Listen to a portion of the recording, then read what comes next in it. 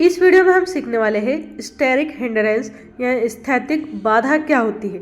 तो आइए समझते हैं। जब किसी मॉलिक्यूल से कुछ बड़े बड़े ग्रुप्स इस प्रकार से जुड़ जाते हैं तो ये क्या करते हैं, ये जो मॉलिक्यूल होता है, छोटा मॉलिक्यूल होता है, उसको रिएक्शन करने में बाधा उत्पन्न करते हैं और इसी को हम बोलते हैं स्थैतिक बाधा या फिर स्टेरिक हिंड्रेंस। ठीक है, ये ग्रुप यहाँ पर जो जुड़े हैं, जैसे इसमें सीस ब्यूट 2 इनकी जो स्ट्रक्चर है, इसमें यहाँ पर 2 मिथाइल ग्रुप जुड़े हैं।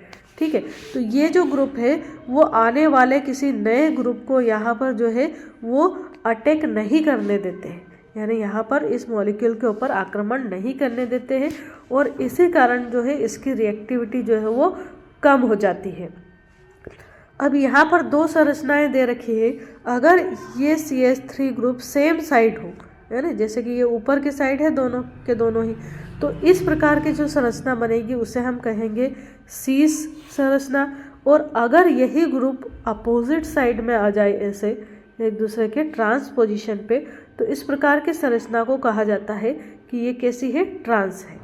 सीस में क्या होता है, दोनों सेम साइड रहते हैं और ट्रांस में दोनों क्या होते हैं, मिथाइल ग्रुप या जो भी बल्कि ग्रुप यानी बड़े ग्रुप्स आएंगे वो क्या रहेंगे, अपोजिट साइड में यहाँ पर रहेंगे, यानी कि एक दूसरे से मैक्सिमम दूरी पर रहेंगे। और आगे हम देखते हैं इसमें, तो यहाँ पर देखिए, अगर ये जो सीस स्ट्रक्चर बन रही है इसमें मिथाइल ग्रुप पास पास में है यहाँ पर, तो क्या होगा, ये एक दूसरे को क्या करेंगे, प्रतिकर्षित करेंगे, यानी कि रिपेल करेंगे एक दूसरे को, जिस वजह से क्या होगा, ये यहाँ पर लेस स्टेबल हो जाएंगे, यानी कि कम स्थायी हो जाएंगे। और अगर ये एक दूसरे से काफ़ी दूरी पर है तो यहाँ पर ये एक दूसरे को रिपेल नहीं करेंगे, यानी प्रतिकर्षित नहीं करेंगे और इस कारण से ये जो है वो अधिक स्टेबल यानी कि मोर स्टेबल हो जाएंगे। ठीक है, इनका जो स्थायित्व है ट्रांस स्ट्रक्चर में यहाँ पर वो अधिक हो जाएगा।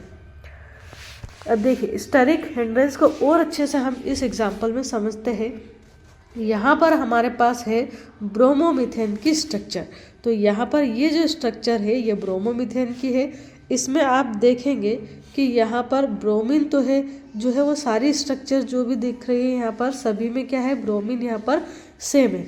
यहाँ पर ये जो हाइड्रोजन्स 3 हाइड्रोजन जुड़े हैं, इनमें से एक एक हाइड्रोजन को जब हम यहाँ पर रिप्लेस करके इनके स्थान पे क्या जोड़ते जा रहे हैं, CH3 ग्रुप जोड़ते जा रहे हैं, तो क्या होगा, यहाँ पर स्टेरिक हिंड्रेंस जो है वो धीरे धीरे बढ़ता जाएगा। कैसे, जैसे देखिए, ये जो ब्रोमो इथेन वाली स्ट्रक्चर है इसमें हम देखते हैं यहाँ पर कि यहाँ पर क्या है, यहाँ पर एक ही CH3 ग्रुप जुड़ा है, तो इसमें थोड़ा सा स्टेरिक हिंड्रेंस बनेगा।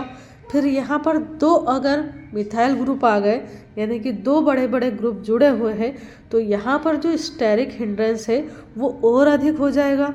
और इस संरचना में हम यहाँ पर देखते हैं कि यहाँ 3 मिथाइल ग्रुप जुड़े हुए हैं, तो यहाँ पर जो है इस स्ट्रक्चर में सबसे अधिक स्टेरिक हिंड्रेंस हो जाएगा, यानी सबसे अधिक इस स्ट्रक्चर में, उससे कम इसमें, उससे कम इसमें, और सबसे कम जो है यहाँ पर जो हिंड्रेंस है वो किस में आएगा, ब्रोमोमीथेन में।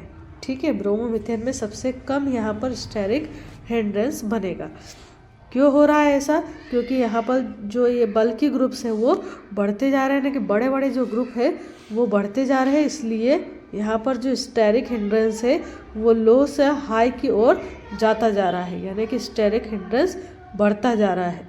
और जितना ज़्यादा स्टेरिक हिंड्रेंस बढ़ेगा, ये जो मॉलिक्यूल है वो उतना ही कम स्थायी हो जाएगा, साथ ही साथ उतना ही कम रिएक्टिव भी ये रहेगा।